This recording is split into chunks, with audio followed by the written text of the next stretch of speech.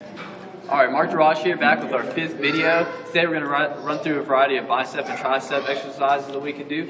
So instead of doing your just typical things with your dumbbells or your cables, first thing we're going to show you is something that we can do with these resistance bands. First of all, I'd like to mention that with the resistance bands, there's a few different difficulties as far as how the resistance goes. So we start off with green, which would be the least difficult, to red, blue, and then black. And that's pretty common throughout the fitness industry, as you'll see mostly the same colors. So I'm just going to grab the blues here to kind of show you all what we're going to do first. So first I'm going to run through a bicep curl. So I'm going to put the band under one of my feet, right here. Stay nice and tall, and just run through your basic bicep curl right in here. So always staying nice and controlled, like in our 4th video talking about the concentric motions. Staying nice and controlled while we're running through here. Staying nice and tall with my posture, and moving through a bicep curl here. So if that's not too bad, we can go to black. But instead of making the big jump first, what we can do is put both of our feet here, shortening the lengths of the band on both ends, and then we can stay nice and tall and run through another bicep curl here. So it's slightly more difficult, but not quite as difficult as if we used one of the black bands. And then we can work a little bit wider stance if we'd like to before moving on to the black band. There. So that's a bicep curl right there, but what we can also do is a tricep curl, so we can grab this band, throw it over a bar, like we have right here for doing pull-ups. So we can throw it up here, and then we can work through a tricep curl right in here. Another thing you can do to increase your bicep workouts, which is also going to work on your balance, is to use a half ball. A lot of people get tired using heavy weights, or maybe they just don't want to go up in the heavy weights because they're scared to hurt themselves. This is something that you can do that's going to really isolate your biceps while also working on your balance. What I'm going to do is take the weight you think you need. You might want to start with a lighter weight so that you can find your balance. You're going to step up on the ball with both feet. If you begin to feel unbalanced, what we recommend to do is just take a step back. Get on the ball, and what you can do is lock in your elbows and find your balance before you start. You can then turn here and do regular bicep curls isolated like this.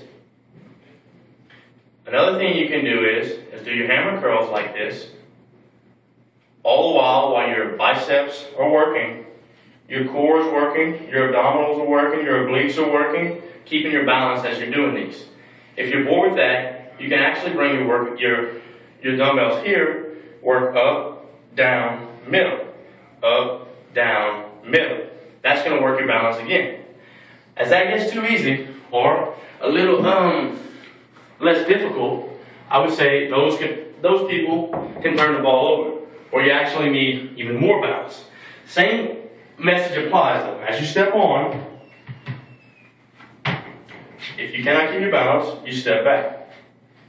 And then again, you do the same repetitions or the same type of workout all over again. Alright, Mark Deroche here. Now I'm going to talk about a tricep exercise that we can do that we can maybe improve on as far as safety goes. So one thing that we commonly see is when we do tricep curls over our head is that when they grab the weight, they're going to let the weight hold their hands and go past their natural range of motion. If I can only lift my arms back this far, I don't want to add a weight to that because then I'm going to be more likely to get injured. I'm not saying that you will get injured, it's just going to increase our chances. So whenever we grab the weight here, if we keep our elbows neutral and we can do the exercise here, then that's fine. But if we grab it and come back, that's past our natural range of motion. So something like that we typically see is we're going to grab the weight here and let it bring our arms way back here and do curls up through here.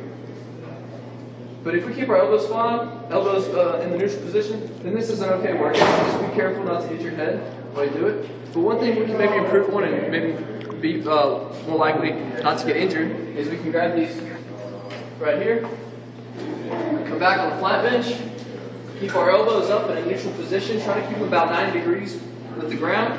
We're going to push straight up and then back down right here. So just staying nice and controlled.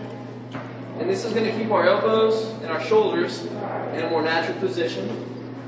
Stuart here, back with more. I'm going to show you a little exercise that's a little more complex. That's going to focus on your biceps. It's going to work a little bit of your chest and also a little bit of your triceps. You're going to start with an incline bench.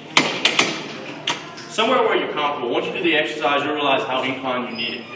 You're going to take a lighter weight. Since it's a complex exercise, you want to start with a less difficult weight and work your way up. I have the 20s here. I'm going to get situated, then I'm going to lay back first, and then I'm going to drop the weight. Now the reason being you don't want to get too heavy a weight is you don't want to let it down and it hurts your elbows. So you want to keep it kind of tucked up And as you go, control the weight up and down.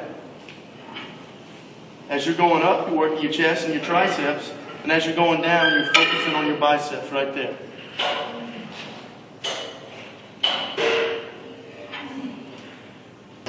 This week we showed you some bicep and tricep exercises that'll maybe change up your workouts or maybe make them a little better. Next week, we're going to show you a video that's going to work on hip stability and strength, something that people normally forget about in their weekly routine.